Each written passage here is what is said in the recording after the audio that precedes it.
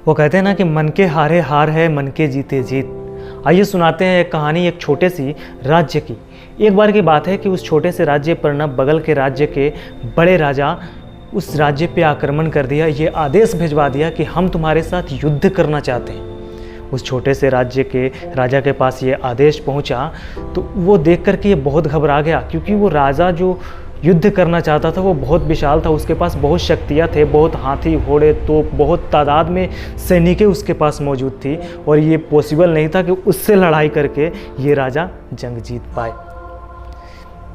फिर भी उन्होंने अपने सेनापति से इस बात की राय ली कि सेनापति, फलाने राज्य के राजा हमसे युद्ध करना चाहते हैं, आपकी इस पे क्या मानसिकता है, आप इस पे क्या कहना चाहते हैं। तो उस सेनापति ने कहा कि नहीं, बिल्कुल नहीं, वो राजा बहुत शक्तिशाली है, वो राजा के पास बहुत ही अपॉर्चुनिटी है, बहुत ही उसके पास हथियार है, यहाँ तक बहुत ज़्यादा तादाद में सैनिक है, हम कई हद तक उससे कुछ भी कर ले, उससे हम ये जंग नहीं जीत सकते, युद्ध नहीं जीत सकते। ये बात राजा को थोड़ा और डरा दिया।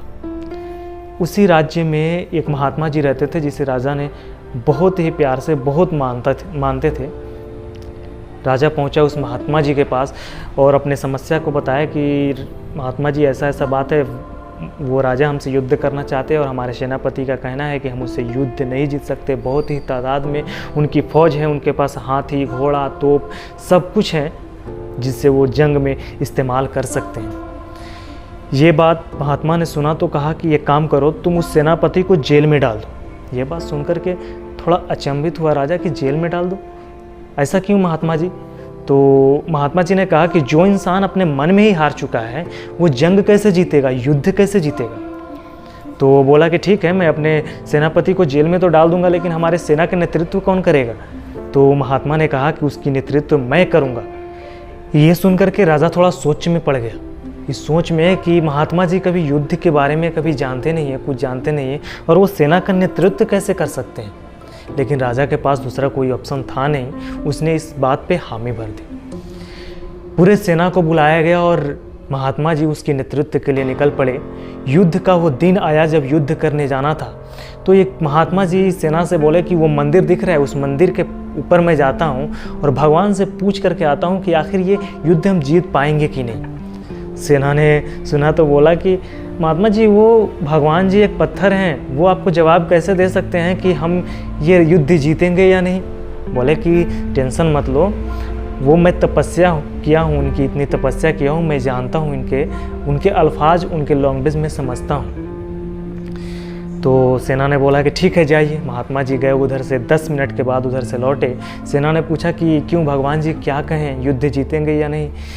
तो महात्मा जी कहें कि भगवान ने कहे हैं कि अगर उस मंदिर से रात को अगर प्रकाश आए तो समझ जाओ कि तुम युद्ध जीते हो। बस होना क्या था, पूरे सेना रात का इंतज़ार करने लगे।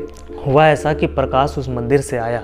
ये चीज़ देख करके ना सेना के दिल को बहुत सुकून पहुंचा और उन्होंने बहुत खुश हुआ। यूँ मानो तो उनको ईद हो गई, उनकी ईद हो गई, क्योंकि उनके अंदर एक जोश पैदा हो गया कि ये युद्ध हम जीतेंगे क्योंकि भगवान ने कहा है। उनके अंदर वो पॉजिटिव एनर्जी आया। उसी पॉजिटिव एनर्जी के साथ उन्होंने युद्ध किया, लड़ाई किया और पूरे दिलो जान झोंक दी लड़ाई में और वो युद्ध जीते। युद्ध जीत कर आने के बाद सेना ने बोला महात्मा से कि महात्मा जी जाइए, भगवान को शुक्रिया अदा कीजिए, उन्होंने आपको युद्ध जितवाया है। तो महात्मा जी बोले कि इसकी ज़रूरत नहीं है। तो सेना ने बोला कैसे बात कर रहे हैं आप, भगवान ने आपको बोला है कि आप युद्ध जीतेंगे, भगवान के बोलने पे जीतते हैं आप, और आप बोल रहे हैं कि इसकी ज़रूरत नहीं है।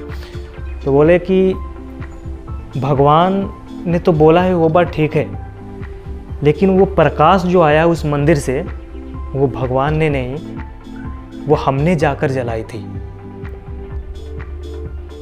दिन में तो वो प्रकाश नज़र नहीं आया किसी को, हमें और तुम्हारे, लेकिन जैसे ही रात हुआ वो प्रकाश नज़र आया और उस प्रकाश के वजह से तुम लोगों के बीच में, तुम लोगों के दिल में, तुम लोगों के दिमाग में वो पॉजिटिव एनर्जी भर गया।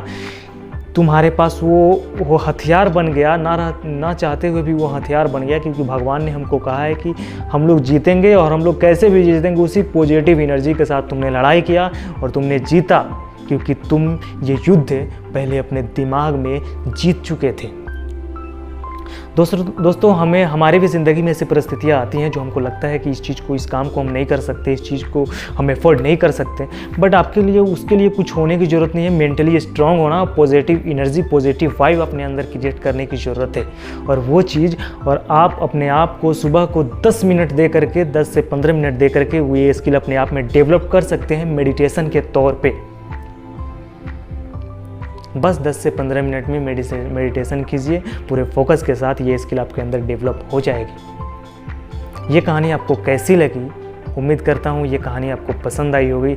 अगर पसंद आई हो तो लाइक कीजिए इस वीडियो को, कमेंट में बताइए कि हम अपने कहानी में और क्या इम्प्रूवमेंट लाएं, और सब्सक्राइब कीजिए हमारे चैनल को। तब तक के लिए इतना ही, मिलते हैं अगली कहानी में अगले वीडियो के साथ। तब तक के लिए शुक्रिया।